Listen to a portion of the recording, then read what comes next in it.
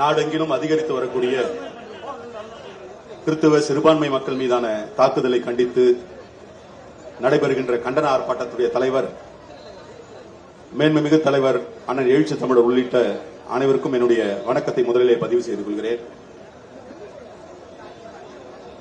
நீதிமன்றம் பல விசித்திரமான வழக்குகளை சந்தித்து இருக்கிறது. ஆனால் வழக்காடுகின்ற நானோ அல்லது இங்கே இருக்கக்கூடியவர்களோ புதிதல்ல என்கின்ற ஒரு வசனம் வரும். அதே போல இது போன்ற ஆர்ப்பாட்டம் நடைபெறக்கூடிய இடங்களில் எத்தனையோ ஆர்ப்பாட்டங்கள் நடைபெற்றிருந்தாலும் கூட இந்த ஆர்ப்பாட்டத்தை தலைமையேற்று நடத்துகின்ற தலைவர் எழுச்சி தமிழர் இது போன்ற ஆர்ப்பாட்ட காலத்திற்கு புதியவர் அல்ல.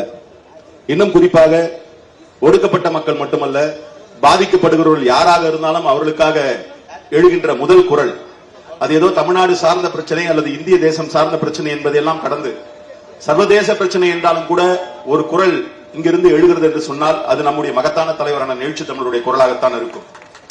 இன்றைக்கும் கூட இந்த ஆண்டு பிறந்து 2026 ஆண்டு பிறப்பதற்கு முன்பாகவே நடைபெற்ற இந்த தாக்குதலை கண்டித்து இன்றைக்கு சாலையிலே கூடியிருக்கிறோம்.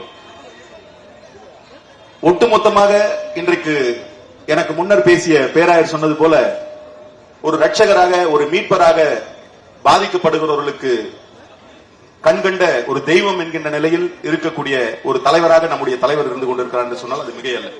அந்த வகையில தான் இன்றைக்கு இந்த ஆர்ப்பாட்டம் ஒருங்கிணைக்கப்பட்டிருக்கிறது. இது ஏதோ திடீர் என்று நடைபெறுகின்ற ஒரு தாக்குதல் அல்ல. இது இன்னும் குறிப்பாக தமிழ்நாட்டினுடைய அரசியல் சூழலோடு பொருத்தி பார்க்கின்ற ஒரு நிலை இருக்கிறது. பொதுவாகவே RSS, பிஜேபி அல்லது பிஜேபி அரசு இந்தியாவிலே எந்த மாநிலத்திலே தேர்தல் வந்தாலும் அது தொடர்பான நடவடிக்கைகளிலே இறங்கும்.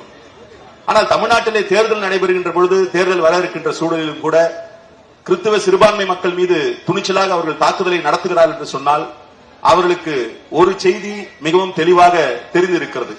எந்த சூழலிலும் தமிழ்நாட்டிலே கால்பதிக்க முடியாது என்பதை பிஜேபி RSS கும்பல் உணர்ந்திருக்கிறது. அது கால்பதிக்க முடியாது என்பதை விட அது கால்பதிக்க முடியாதபடி இங்கு களத்தை இறுக்கமாக்க வைத்திருப்பவர் நம்முடைய மகத்தான தலைவர் அண்ணன் எழுச்சி தமிழர். இன்னும் குறிப்பாக இன்றைக்கு பிஜேபி RSSக்கு எத்தனையோ எதிரிகள், அரசியல் எதிரிகள் இருக்கலாம்.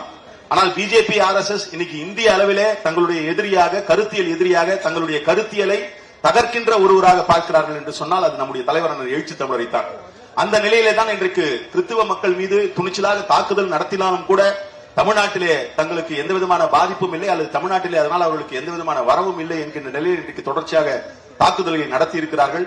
இது விடுதலை சிறுத்தைகள் கட்சி மட்டுமல்ல, ஒட்டுமொத்த ஜனநாயக சக்தியிலும் இன்னும் குறிப்பாக அனைவரும் ஒன்று சேர்ந்து எதிர்த்து போராட வேண்டிய ஒரு நிலையில் இன்றைக்கு இந்த ஆர்ப்பாட்டம் ஒருங்கிணைக்கப்பட்டிருக்கிறது.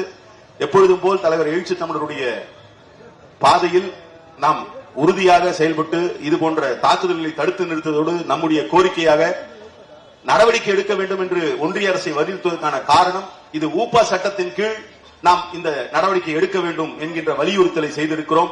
அதை உடனடியாக ஒன்றிய அரசு செய்திட வேண்டும் என்கின்ற வலியுறுத்தலும் செய்து நிறைவு செய்கிறேன். நன்றி.